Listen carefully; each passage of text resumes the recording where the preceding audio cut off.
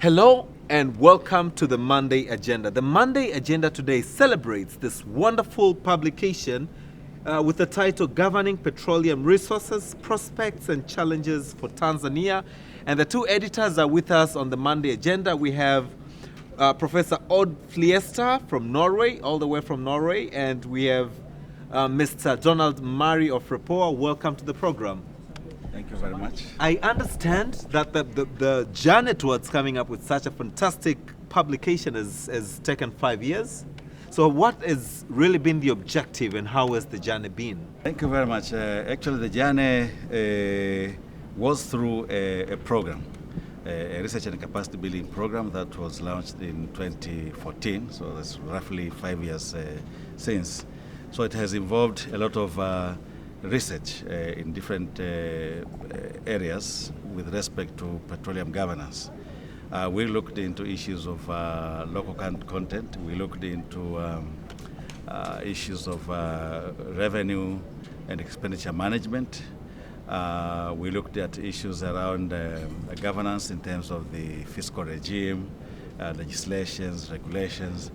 But we also looked at issues around management expectation, how getting the perceptions of people, on how the behavior changes with respect to large inflows, how that changes their views towards payment of taxation from non-resource sectors, how that changes perception on corruption and so forth. Okay.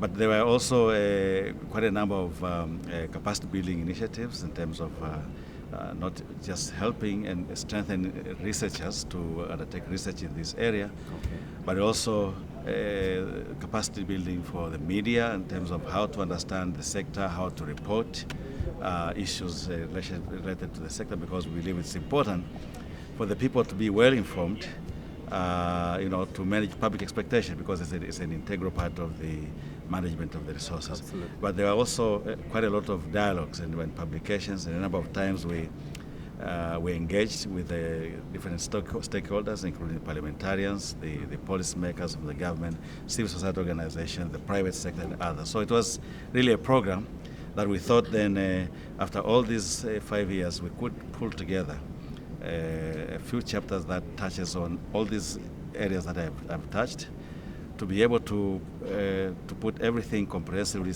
into a handbook that policymakers, other development stakeholders could use to draw lessons for the use, to ensure that we are strengthening our nascent sector, because it's likely to grow. We have enormous resources out there. We need them to be better governed so that we can realize the benefits and avoid hazards and consequences of so-called natural resource curse, Yes. which has affected many other resource-rich countries in the past. What are some of the key findings, the major findings when coming up with such a publication? The first one is related to the whole issue of local content. Local content development is important. It takes time because we still need skills, still people to develop the skills from across the entire value chain. Yes. The value chain involves the upstream, where exploration work takes place, sometimes in deep sea. There's production. How do we then extract what we have discovered in the midstream and process it? And then into the downstream, where you distribute these resources to the consumers. All this is not as simple as I put it. It's quite complex. It requires highly skilled geologists, engineers, technicians at all levels to bring all this together. So in terms of local content, there's still a lot of we still need to keep developing this capacity for our workers across all the chain. We need also to help the suppliers of different, not just materials for use in the production or in the extraction, but also commodities that are needed for the people who are working in the sector. We need food, therefore we need agricultural producers who can supply goods at the required quality. We need manufacturing enterprises that can supply pipes. Okay. Yeah. And different requirements for the sector. So local content development is quite key. We have made some progress in terms of regulation and rules, but still a lot more work needs to be done. Mm-hmm. So that's one. The secondly is on the issue of linkages between the sector and the other sectors of the economy, because you have the natural resources out there, natural gas. You cannot say now I have natural gas, then that's it. You have to make sure that this resource contributes to other sectors, contributes to agriculture in terms of providing energy needed to power machines, energy needed to run manufacturing sector. But this same resource can be used to manufacture even fertilizers that are necessary for the sector. It can be used in the construction industry as well. When we use energy, for example, now some of the companies manufacturing cement are using gas to burn some of the raw materials that are needed for manufacture of cement that is cheaper than the conventional means. That makes this cement, which is critical ingredient in the construction industry, cheaper. So it contributes to improving economic efficiency. So we need to do more to integrate the sectors. And the last one is, of course, we need this resource not just now, but also for the future. So we need to keep reinvesting in the sector. So we have a national oil company that was designated in 2015 legislations, TPDC. It absolutely needs to be strengthened. It needs to be given financial resources it needs to do its work. It needs to be staffed with competent personnel across all the sectors to make it really contribute to the sector and to the economy in general. But probably Professor more than have skipped. And I think it's also very important to acknowledge that the government and the international oil companies, they have to work together to develop the sector and to secure, for instance, the huge investment in the LNG plant, the liquid natural gas plant, which is planned to be located in Lindi. To materialize this investment, we are talking about probably the largest investment ever in East Africa, 25-30 billion US dollar. Yeah. And that implies also that the investors, the foreign international oil companies, they must be fairly sure that they can capitalize also on this investment. That implies that it's very important to have a conducive business environment, predictable legislation. It is essential for the government to reduce the uncertainty related to legislation and regulations. At the same time, it is very important also that the government knows that the contract they have with the companies will optimize the revenues for the benefit of the citizens of Tanzania. So that implies that the consultative processes and dialogue between the government and the private sector and international oil companies in this setting is very important to be open, frank, and must build on trust.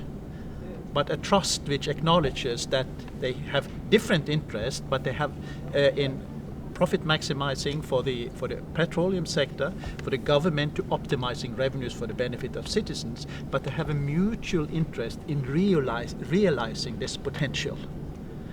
So that is extremely important, the consultative process and dialogue discussion. I think also when it comes to managing expectations, which has been also a very important issue under debate in Tanzania, that citizens may have huge expectations on the revenues which will accrue due to this. Absolutely, and I do have a question on the same line. Probably as you respond, you also want to give a reflection on, we've seen in Tanzania and many developing countries where extractive industry is supposedly thriving, the communities around there are probably the most hit with poverty. Yeah, so public expectation. You probably also want to chip in. How is the relationship, or rather, what is the relationship between the available resources that are contributing by far and by large to the GDP of the nation and the poverty that strikes the areas where extractive activities are going on? Yeah. This has been a big challenge in the mining sector. And I think there are lessons from the mining sector which are relevant when one is developing these resources in the petroleum sector. The main difference is that the big petroleum or gas resources, they are offshore. They are not onshore or inland. But the big plant, which is to liquefy the gas, will be located on land. So it's important here for the government to also have plans on how the local communities in that area can benefit. But at the same time, it is very important to acknowledge that this resource is not a resource which belongs to a specific community or society. This is a resource which is owned by all Tanzanians. Correct. It's a national resource. So using these resources, the revenues from the resources, to develop the country, the infrastructure, health, education system, that is something which is an investment both for the today's generations and coming generations. But how do you then manage this expectation? Because as you say, there are a lot of high expectations among groups of citizens and private sector also, what this can transform the society. I think information is essential. It is extremely important for the government to be open and transparent about the plans and the policy around the development of the petroleum sector. It is extremely important that there is an open dialogue between the government and private sector, but also with civil society organizations, which directly interact with the grassroots. So the government has, in a way, its own interest here in supporting civil society, because the civil society are interacting and communicating with the communities, and if that communication is not based on knowledge and insights and facts, then that can really damage and establish expectations which are not realistic. I'm not sure if I got the gist of how then, or does this book rather explain the distribution of resources that have emanated from that region. I'll give a very similar example.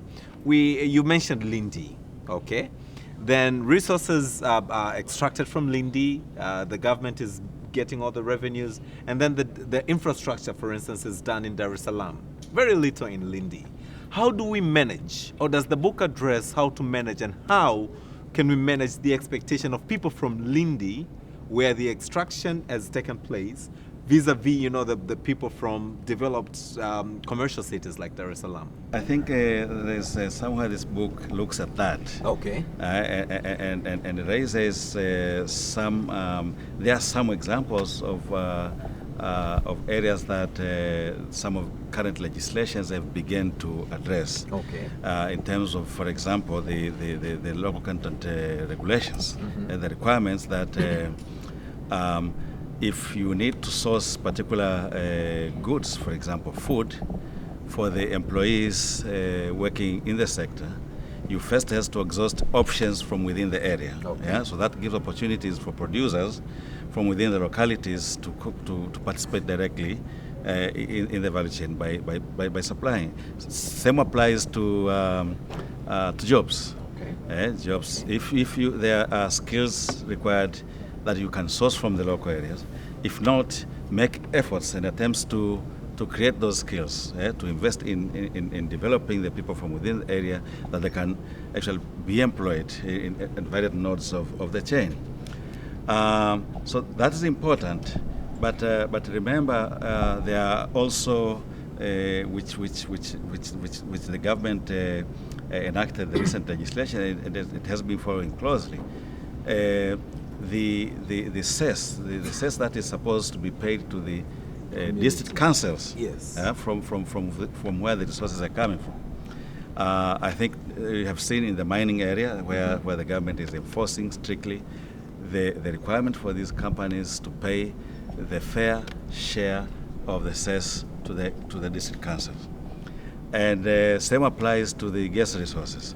So if these districts and regions from which these resources are coming from receive their fair share of cess, and that is possible only when you have a proper valuation of these resources, then it's very easy for the people to receive the benefits directly, apart from the benefit that they accrue from the government coffers, because once the government receives these revenues, they invest in public infrastructure, in education and health that benefits the entire country. Yes. But then there is still that share based on the legislation that goes to the communities, and based on the district plans and the systems through that is participatory enough for people to identify their priorities. Yes. From which this money should be invested in, then that actually helps to bridge this gap between this enclave approach of sector development, particularly these extractives, with the localities from which they emanate. I want to relate the issues of transparency to as far as the local content is concerned, but not in terms of, we get food from the area, or we get water supplies, or we get labor from the areas. I'm looking onto the revenues that are accrued from the extractive sector itself. We had instances in Twara, Mr. Mari, if you recall, whereby people actually marched. Almost everything was on standstill. A lot of resources had to be deployed to, put the situation calm, simply because we are looking onto extracting gas from Twara and ferrying it all the way to Dar es Salaam and then sending it back again to Mtwara, doing and nothing was, in operation or in the context seemed to remain in Mtwara. So people were like, okay, so it's taken here all the way to Dar es Salaam and back to Mtwara, probably as finished good, where we'll have to buy the resources. How was that? So how does this book address such issues, especially on public expectations? Investment in the LNG plant has not been decided yet. There is no revenues coming from the offshore sector. At the moment. And the investment decision if they go ahead, it will not be decided before 2022. Okay.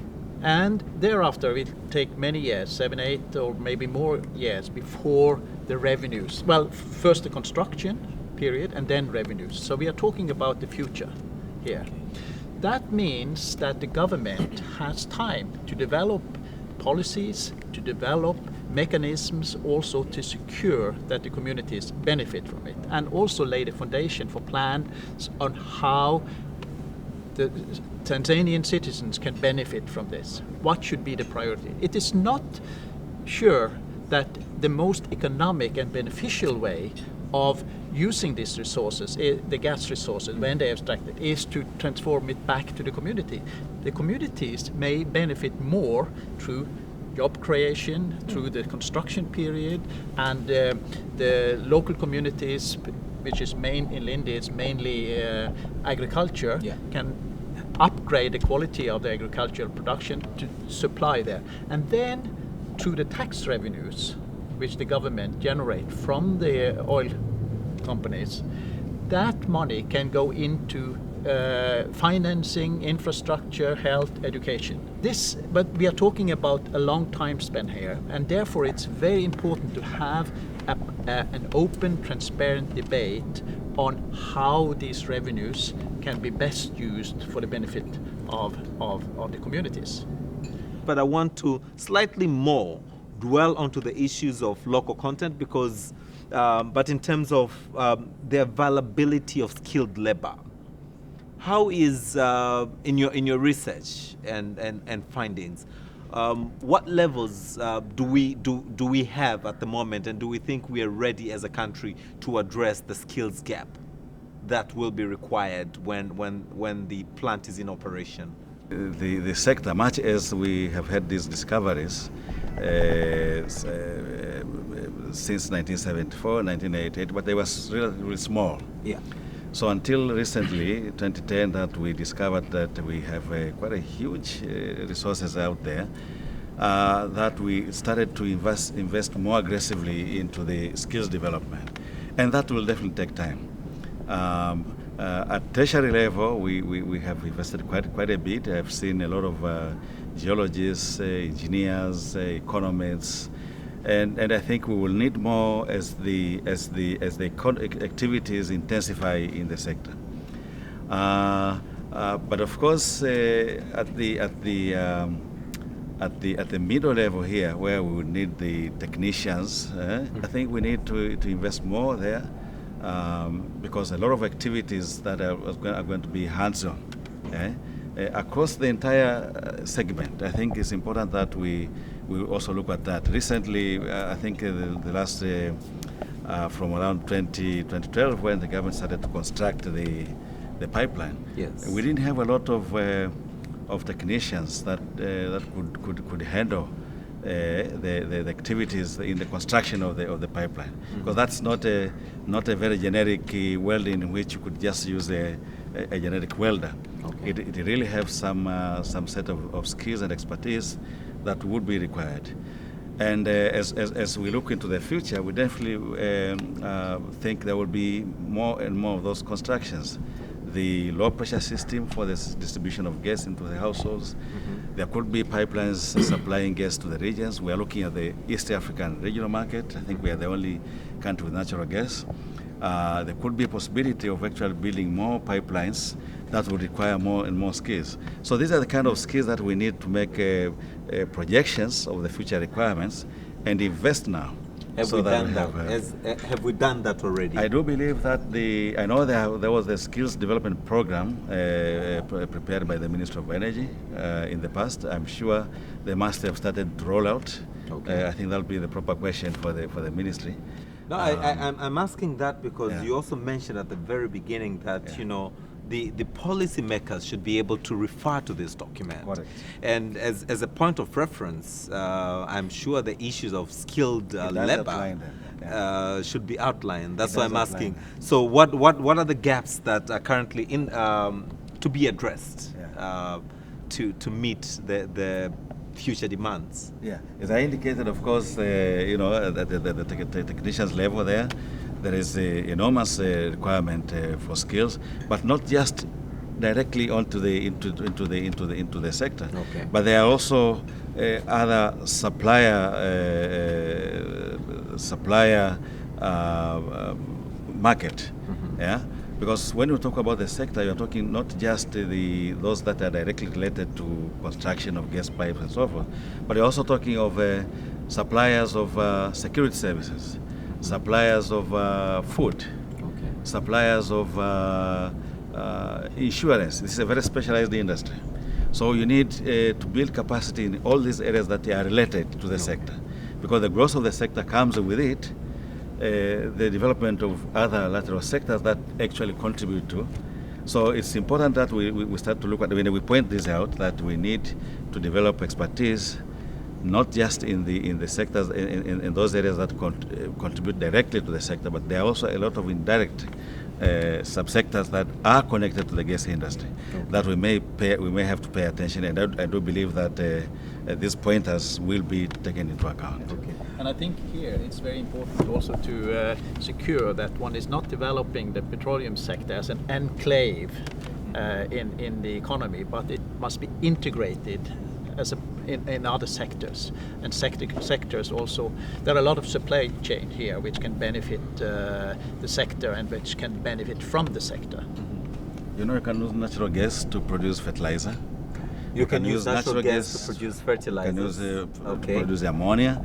That is also an input to manufacture of different products for the industries. Okay. You can use it to manufacture certain plastic materials which are used in different areas, in packaging, in pipes for water.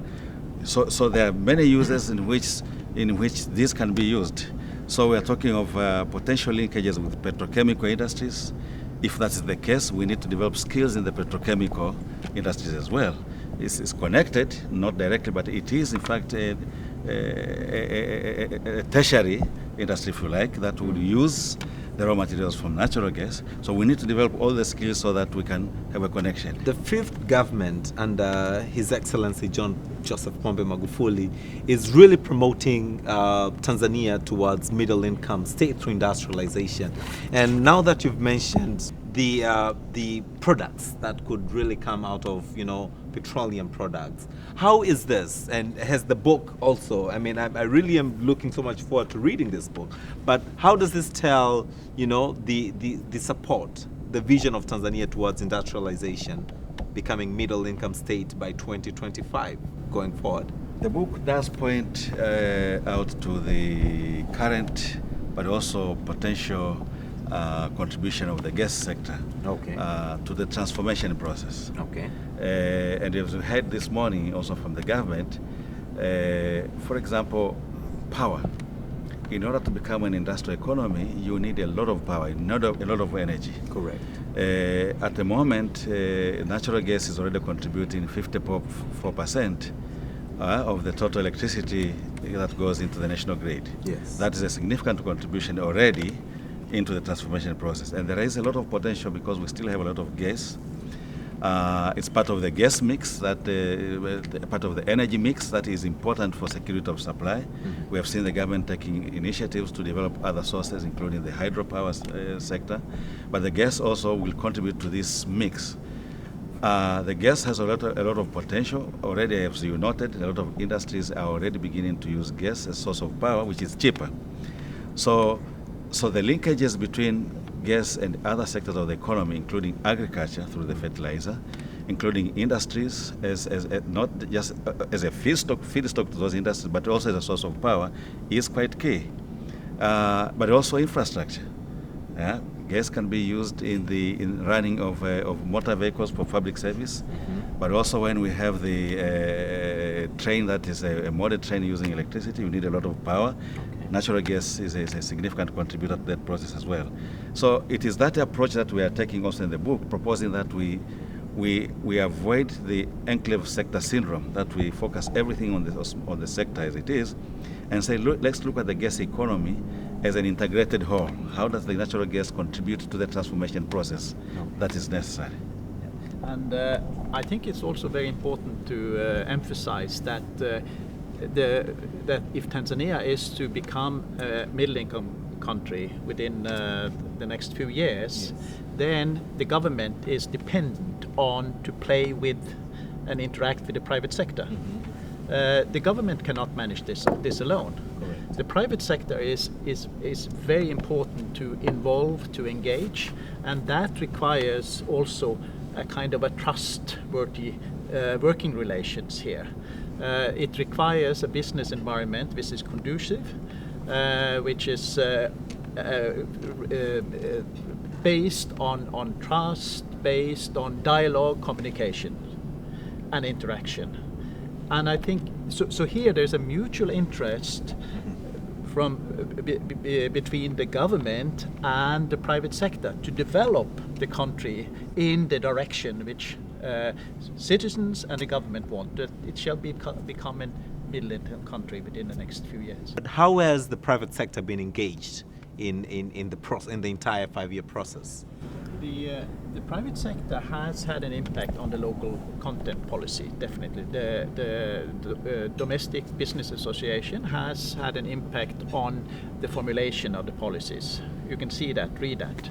But at the same time, we also see that there has been some shortfalls in the dialogue, consultative processes between the government and the private sector on some of the legislation. So that is an issue we point at in the book, that there is a need to strengthen these consultative processes. Because it can also contribute then to strengthen, improve the legislation. It can also create some kind of ownership to the legislation. That so it will then possibly also reduce possible frustration, conflicts. So consultative processes here is very important, and that can be strengthened. A couple of times that we've interacted, I've always had an issue of dissemination. It's a wonderful work that has been done. 5 years are not going to be thrown or put on a shelf. And one of the very important stakeholders to this findings, the policymakers. Are we planning any dissemination activity to them as well, so that they just don't look at it as another publication, but rather go through it, put it into use, so that the people of Tanzania not only can benefit, but also can have a sense of direction towards becoming a middle-income nation. Unlike a generic research organization, unlike universities that do a lot of research for academic purposes, our research is more applied. It's more targeted to areas that we think are of immediate and important need for policy attention. So definitely we have the plan to disseminate quite widely, to have a discussion one-on-one with a variety of policymakers and other stakeholders. As you could note, even during the launch, there were a lot of policymakers from the government, from the different ministries, not just the Ministry of Energy, but other ministries responsible for constitution and other legal affairs. We also had members of parliament, because these are the ones who form and review legislations. And we also plan a sequence of meetings with them that will focus on specific topics of interest from this book. It will not stop here. It is a continuous process. And our aim is to ensure that we have policies that are robust, policies that are aiming to transform the economy for the benefits of the people of Tanzania. And our research is very applied and policy relevant. And the recommendations we provide in the book are concrete and actionable.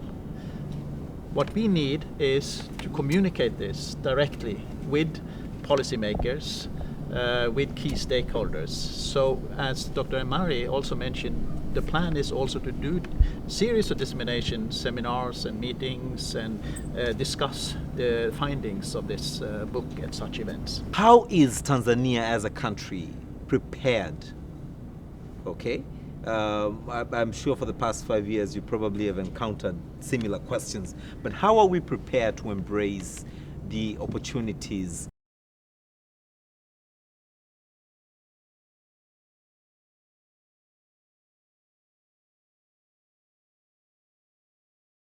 What has happened during the last few years is that the petroleum prices, global prices, the international market had dropped substantially. Yes. We have also the US shale gas